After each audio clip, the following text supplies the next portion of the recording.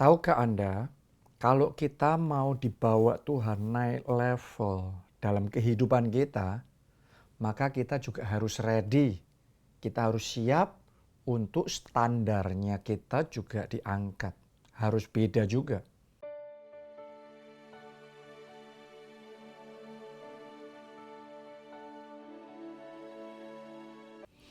Ibaratnya seperti ujian anak SD beda sama ujian anak SMP. Oke, ujian anak SMP lain tingkat kesulitannya sama anak SMA, standarnya beda. Demikian pula ujian anak SMA sama di universitas juga beda lagi. Karena semakin tinggi levelnya, standarnya, syaratnya, tingkat kesulitannya juga berbeda.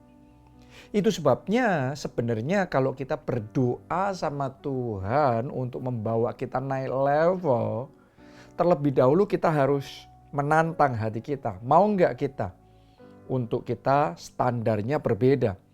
Punya tanggung jawab yang jauh lebih tinggi, disiplin yang jauh lebih lagi.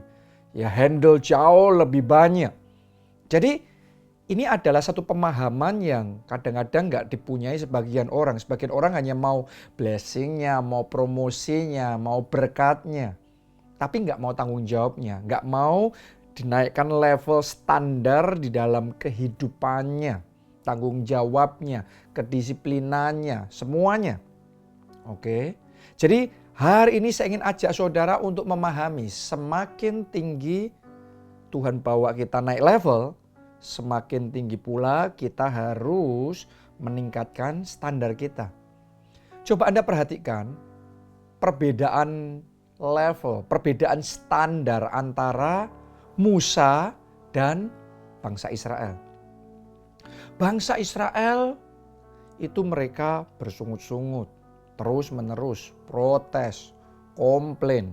Ini itu melakukan hal-hal yang salah, hal yang negatif, yang gak berkenan di hati Tuhan, berulang-ulang. Tapi cara Tuhan memperlakukan mereka dipahami, dimengerti, diampuni dosanya, dikasih kesempatan lagi, terus menerus, dan benar-benar Tuhan itu panjang sabar, murah hati banget sama mereka.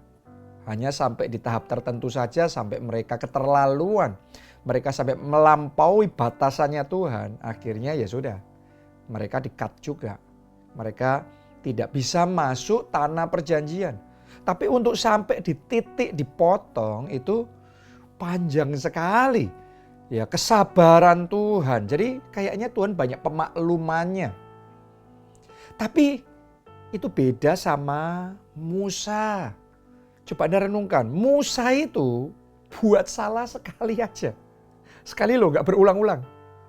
Sekali saja Tuhan suruh dia untuk memerintahkan supaya air keluar dari gunung batu, bukit batu.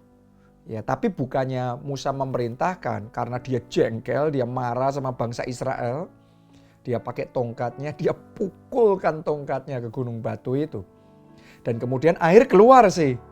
Tapi ketidaktaatan Musa itu langsung seketika Tuhan ngomong sama Musa, Musa karena kamu gak taat, maka kamu tidak bisa masuk tanah perjanjian. Kamu hanya akan melihat dari jauh. Coba Anda renungkan itu. Sekali buat salah langsung kepotong. Gak bisa masuk tanah perjanjian. Apakah itu berarti Tuhan pilih kasih? Apakah itu berarti Tuhan lebih sayang sama bangsa Israel yang lain daripada sama Musa? Kok yang lainnya banyak dimakluminya, Musa sekali aja sudah langsung dipotong. No. Kita harus sadar Tuhan yang kita sembah adalah Tuhan yang pengasih, penyayang, dan Dia juga Tuhan yang adil. Jadi saya mau ngomong sama saudara, alasan kenapa sama Musa yang baru salah sekali aja langsung kena potong, gak bisa masuk tanah perjanjian, langsung ada konsekuensinya. Karena Musa sudah dibawa di level yang jauh berbeda daripada bangsa Israel yang lain.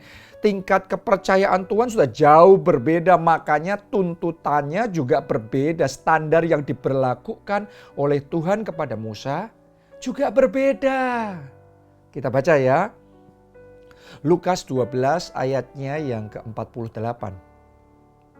Tetapi barang siapa tidak tahu akan kehendak tuannya dan melakukan apa yang harus mendatangkan pukulan.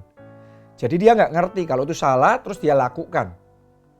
Ia akan menerima sedikit pukulan. Oke, jadi dia buat salah tapi dia sebenarnya nggak tahu itu salah. Tetap ada konsekuensinya, cuma sedikit.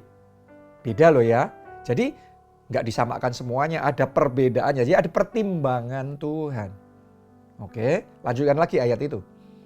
Setiap orang yang kepadanya banyak diberi, daripadanya akan banyak dituntut. Dan kepada siapa yang banyak dipercayakan, daripadanya akan lebih banyak lagi dituntut. Wow. Anda mau nggak banyak dituntut? Anda nggak mau nggak banyak standar yang diberlakukan sama saudara? Kalau saudara nggak mau, saudara nggak siap untuk diberi lebih, untuk dipercayai lebih. Karena itu hukumnya sama Tuhan itu begitu. Yang banyak diberi, banyak dituntut. Yang banyak dipercayai, banyak dituntut. Jadi kalau kita nggak mau banyak dituntut, ya jangan berdoa banyak diberi, banyak diberkati. Karena akan beda standar tuntutannya Tuhan sama kita. Cara berurusannya Tuhan sama kita standarnya akan berbeda. Sama halnya saya sama anak-anak saya. Saya berusaha mendidik mereka supaya mereka itu bisa bertumbuh dalam kehidupan rohaninya. Yaitu salah satunya dengan cara memberlakukan supaya mereka itu setiap hari harus belajar firman Tuhan. Nah, saya punya 3 anak. Tapi standar saya sama-sama memberikan perintah yang sama. Standar tuntutan saya, standar yang saya berlakukan buat anak-anak saya beda. Buat anak saya yang paling kecil, Jane, itu anak saya yang ketiga, dia pokok intinya belajar firman yang simple aja, sederhana. Terus kemudian ketika kita punya mesbah keluarga, maka dia akan menceritakan juga dengan sederhana saja sebisanya dia, ya, sesuai dengan usianya dia juga. Tentang firman yang sudah dia pelajari, dia ceritakan simple aja dan kita terima dan kita happy banget. Tapi ketika anak saya yang kedua, itu standarnya lebih tinggi. Tiap hari dia harus dengar satu khotbah. Terus kemudian dia harus punya catatannya, harus dicatat beneran. Ya, diketik tepatnya. Oke. Setelah itu dia harus mengkhotbahkan catatan itu ya ketika kita mesbah keluarga. Tapi ya boleh lihat catatan, masih kadang sering lihat catatan ya masih oke. Ya, tapi standarnya sudah beda, naik level. Nah, begitu masuk di anak saya yang pertama yaitu Jessica. Tadi yang anak ketiga Jane, anak kedua Gaby, anak ketiga Jessica. Ini anak yang pertama, standarnya lebih lagi. Ya, dia harus dengar satu khotbah tiap hari, dia harus catat, dia harus ketik itu. Terus dia harus bisa mengkhotbahkan itu tanpa catatan.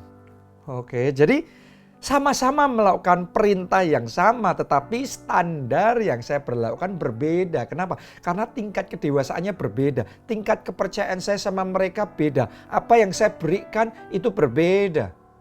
Dan itu menentukan standar yang berbeda juga.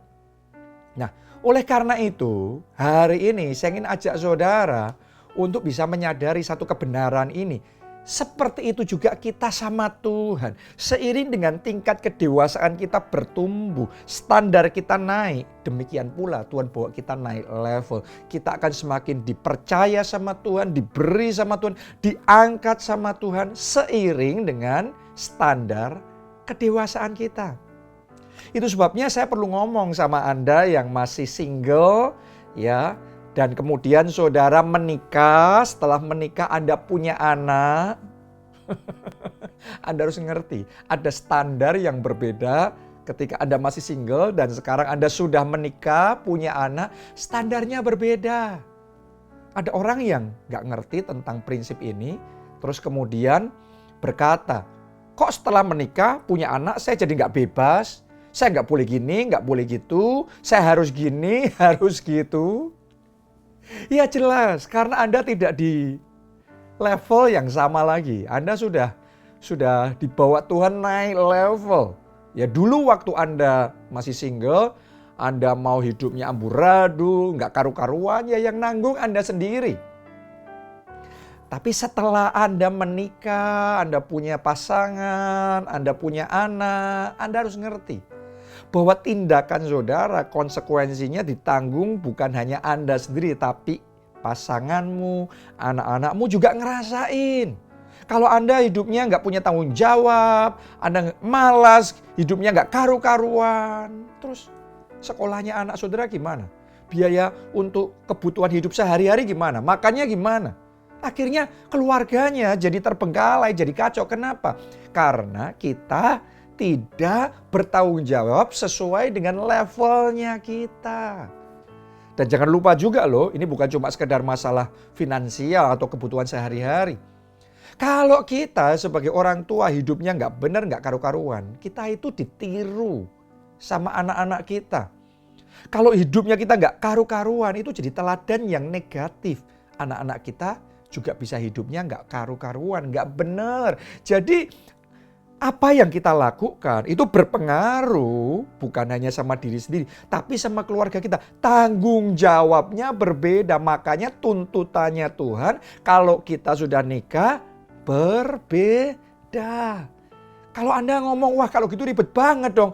Lah kalau gitu ya nggak usah minta untuk menikah, nggak usah minta untuk punya anak. Kalau Anda tidak mau mempunyai tanggung jawab yang lebih dari ketika Anda masih single. Sadarilah, semakin kita naik level, semakin tinggi tuntutannya, semakin tinggi standar yang diberlakukan atas kita. Oke. Bersamaan dengan datangnya berkat yang besar, datang pula tanggung jawab yang besar. Kalau saudara pemimpin perusahaan, Anda punya 10 karyawan, akan jauh berbeda dibandingkan kalau saudara diangkat Tuhan, diberkati, diperbesar kapasitasnya. Anda punya 10.000 karyawan yang di bawah saudara. Oke, itu tanggung jawabnya berbeda. Sama-sama ambil keputusan, kalau sampai salah keputusannya, perusahaan kolaps, yang nanggung 10.000 karyawan, 10.000 keluarga kena getahnya. Coba Anda renungkan itu. Ini sudah another level, ya itu sudah level yang berbeda sekali. Jadi semakin naik level kita di bawah Tuhan, semakin tinggi juga standar yang Tuhan berlakukan atas kita. Dalam dunia pelayanan, ya sebagai seorang hamba Tuhan, sebagai seorang gembala, kalau dipercaya menggembalakan 50 orang, itu tanggung jawabnya sangat berbeda dibandingkan kalau diberi kepercayaan 50.000 jemaat. Coba Anda renungkan, kalau sampai pemimpinnya salah, jatuh dalam dosa, kolaps, ya itu dampaknya bisa kemana-mana. Semakin besar gereja itu semakin dampaknya bisa jauh lebih parah lagi. Karena itu sadari sekali lagi, Tuhan akan memberikan kepada kita kepercayaan sesuai kesanggupan. Saya ulangi sekali lagi ya, Tuhan akan memberi kita kepercayaan sesuai kesanggupan kita. Makanya dalam Alkitab ada kisah tentang hamba yang dipercaya 1, 2, dan 5 talenta. Kepada hamba yang dipercaya 1 talenta, dia diharapkan mengembangkan 1 jadi 2. Oke, jadi setiap 1 talenta harus berkembang tambah 1 lagi. Demikian pula kepada hamba yang diberi kepercayaan 2, ya dia harus mengembangkan jadi 4. Bukan jadi 3 loh ya, karena yang dipercaya 2. Jadi setiap talenta harus bertumbuh, makanya 2 harus jadi 4. Kepada hamba yang dipercaya 5 talenta, tuntutannya bukan dari 5 jadi 6, no. 5 harus jadi 10. Jadi bersamaan dengan kepercayaan datang tanggung jawab. Itu sebabnya sementara kita masih ada di level kita sekarang ini, saya tantang saudara, fokusnya itu bukan sekedar mengejar berkat atau promosinya, Tapi fokusnya Anda tingkatkan standar saudara. Oke, kalau standar saudara meningkat, otomatis kepercayaan dari Tuhan akan ditambahkan dalam hidupmu. Fokuslah untuk meningkatkan level kedisiplinan Anda, level tanggung jawab Anda, level excellence saudara, level komitmen, level produktivitas saudara. Itunya naik, maka kepercayaan Tuhan juga akan ditambahkan. Fokuslah untuk mengatasi kelemahan-kelemahan saudara. Kemalasan mungkin, atau tabiat dosa, ya, atau emosi yang tidak terkendali, atau pergaulan yang buruk, atau perkataan yang serampangan. Karena ini semua kelemahan-kelemahan itu adalah celah yang akan dipakai oleh iblis untuk menyerang dan menjatuhkan kita. Kalau kita nggak perbaiki itu, terus kita diangkat Tuhan, kita nggak siap, iblis serang di titik itu, kita bisa kolaps, kita bisa jatuh. Contohnya Musa. Kita semua ngerti Musa ini punya masalah dengan emosinya. Waktu masih muda, dia pangeran di Mesir. Dia ngelihat bangsanya, bangsa Israel dianiaya oleh orang Mesir. Wah, dia emosi, dia marah. Dia bunuh orang Mesir. Dan gara-gara itu dia terpotong sebagai pangeran. Dia harus lari ke padang gurun menyelamatkan nyawanya. Coba Anda renungkan itu. Berarti dia punya masalah dengan anger. Ya, dengan masalah emosi, kemarahan. Ini nggak diselesaikan masalahnya. Dan ini yang jadi celah di kemudian hari, jadi kartu as buat iblis untuk menjatuhkan Musa. Seperti yang tadi kita ceritakan di awal sharing saya ini.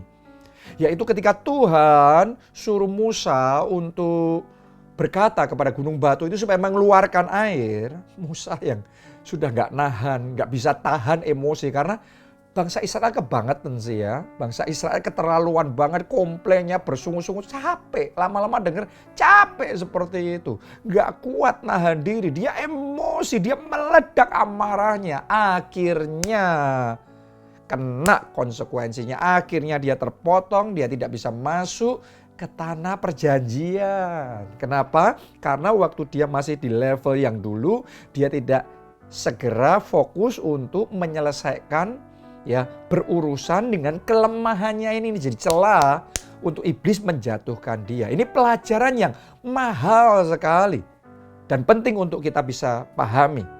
Jadi kalau saudara sekarang ada di level ini, fokusnya ya kelemahan-kelemahan itu jangan dibiarkan. Saudara harus ngerti kelemahan saudara dan Anda berurusan. Selesaikan itu, beresin itu. Sehingga ketika Anda diangkat, diberkati lebih lagi sama Tuhan, iblis gak punya kesempatan untuk menjatuhkan saudara. Sekian tahun yang lalu saya ingat Pastor Adeboye pernah cerita bahwa setelah dia diangkat dan diberkati Tuhan, dipakai Tuhan luar biasa, dia jadi pendeta dari gereja terbesar di dunia.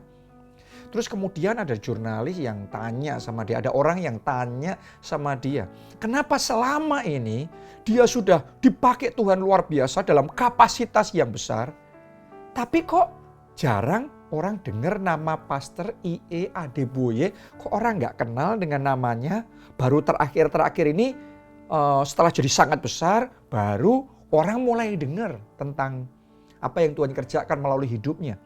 Ya, padahal di saat yang sama sangat banyak hamba Tuhan di seluruh dunia yang kapasitasnya jauh di bawah dia, ya, jauh lebih kecil, tapi lebih viral, lebih booming, lebih terkenal, lebih segalanya. Waktu ditanya seperti itu, Pastor Adeboye ngomong begini, ya, kalau lilin masih kecil, Tuhan itu maunya dijaga, dilindungi. Jadi Tuhan kasih tangannya ini ditutup. Ditutup itu memang gak kelihatan. Tapi itu melindungi supaya angin yang berhembus itu gak bisa mematikan lilin tersebut. Kenapa? Supaya apinya bisa tambah besar dulu, tambah besar. Kalau sudah apinya besar, maka angin sudah tidak bisa untuk mematikan api tersebut. Oke, artinya adalah kalau kita ini masih belum ready, Tuhan itu no problem, Tuhan itu jaga kita. Ya mungkin yang Anda melihat teman-teman saudara yang lain udah diangkat, wah diberkati, dipuji-puji. Anda nggak perlu iri hati, setiap orang punya momennya masing-masing, Anda syukuri aja. keadaan saudara, level Anda sekarang ini, dan Anda fokus untuk memperbesar api saudara. Anda fokus meningkatkan excellence saudara, produktivitas saudara, skill Anda harus dipertajam. Anda fokus saja menutup ya hal-hal yang tidak benar ini harus diberesin, ya diselesaikan, sehingga nggak ada lagi celah-celah buat iblis untuk bisa menyerang dan menjatuhkan saudara. Dan pada momen yang tepat, ketika apinya sudah besar, ya Tuhan angkat, Tuhan permuliakan Anda, itu mau iblis menyerang seperti apapun, anginnya kencang seperti apapun, Anda akan kokoh berdiri. Yang lainnya naik terus jatuh, tapi Anda akan tetap naik dan tidak turun. Tuhan bawa saudara terbang tinggi bagaikan Raja Wali. Oke, jadi buat saudara yang mau meresponi sharing firman Tuhan ini, ketikkan di kolom komen, tingkatkan standar. Nah, itu yang harus kita lakukan. Oke, Anda ketikkan tingkatkan standar dan pastikan juga Anda subscribe di channel CSM, Anda like, Anda sharekan sama teman Anda yang lain supaya mereka pun juga terus dibawa Tuhan from glory to glory. Salam keluarga Allah, Tuhan memberkati.